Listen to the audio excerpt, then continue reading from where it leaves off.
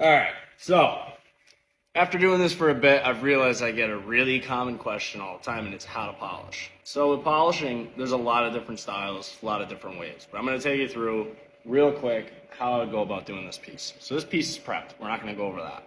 But polishing wise, so me, you're going to see I'm cutting with a Renegade yellow buff. Now, I'm cutting with a yellow buff just because I want less hashing. It's kind of a softer wheel than my orange, so it's going to cause a little less hash to begin with. And my yellow, I can cut with yellow because I sand it to 800 grit. Now, if I sand it to 400, cutting with a yellow would be a little tough. You can cut with a white, you can cut with a yellow. Once you get good with polishing, there's a lot of playing to do. Different compounds, different buffs, different everything.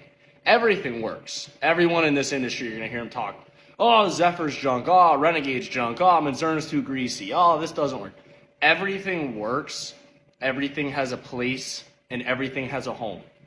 Because everything works different in different barometric pressures and different humidity, different types of aluminum. There's such a wide variety. Now, if you're just getting started, it really doesn't pertain to you on like what all that is. But let me take you through some quick steps here. So I started off with my buff. You can see it's got some of that silver in it. This silver is packed in compound. I want to get that out. So I'm going to take my tool, which is called a rake.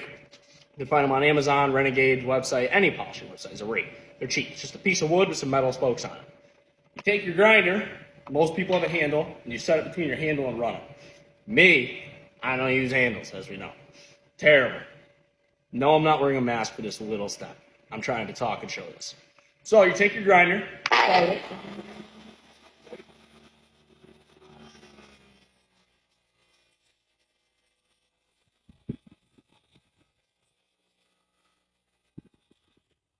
Now you'll notice when I'm raking, I'm taking my rake and I'm not just going on it straight and putting pressure. You'll see me, I go a little bit on this side, a little bit on this side. That way you're getting your edges good. Because a lot of times when you cut on something, you're not cutting perfectly flat straight on it. The angle of this camera sucks. I cut a lot when I cut on like a 25, 30 degree angle so that my hashing is off a little. And when I finish, with my finish buff, I'm cutting straight up and down. I'm just going to show my cut because this video is already 2 minutes and 34 seconds and the amount of people watching this is probably this far. So me, today, I'm using Manzurna 439. I use it very often. I do have some Zephyr brown tri-poly. I do have Renegade brown. They all work. I don't care what brand you use. Does not matter in the least. I like Renegade's products and Manzurna. It's me. So now, you take your buff, you're going to start it, you're going to take your compound, and it's not a lot, especially something small like this. You're going to watch, it's very quick. Especially on a 6K, I just dip my bar, boop, and that's it. It's spinning fast enough, it takes this, especially with Renegade, or Manzurna, you do not need a lot of compound. A little bit goes a long way. So I'm going to dip it, and then you're going to see I cut on a slight angle up this piece. When I get near my top here, that edge will kick me. So you're going to watch, I flip my buffer upside down, I cut it, so that last little bit, I don't have to touch that top edge. And then I'm going to flip back around, and I'm going to cut this way again, I'm going to get right to that edge, really close. But when I flip, that makes sure that I get all the sand marks out of the top of it. That way I don't have to sit here and catch it, and you don't want to do that. It's just a mistake waiting to happen, and it's a good way to get hurt. So, here we go.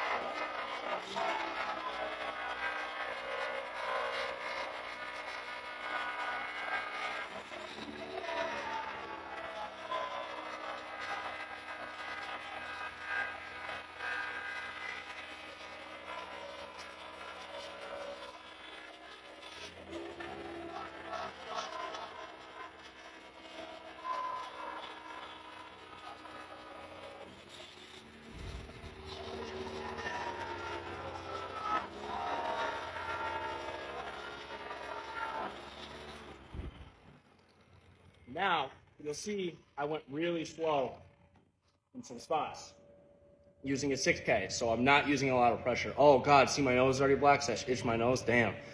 So you'll notice how slow I went in one spot. That's because I don't want to use a lot of pressure. I'm being very, very courteous of that top edge that I don't want to catch on something so little. But the reflection out of my cut is incredible, and that's what you're going for. Your cut should look something similar to that. You can see my finger in it? That's a good cut.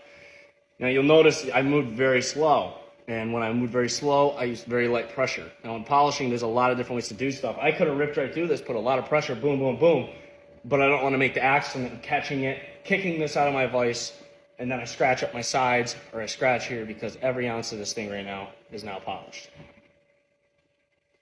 That's how you cut quick with a buffer. And then, yeah, I think someone's here. I don't really know what's going on, but I hear some kind of noise.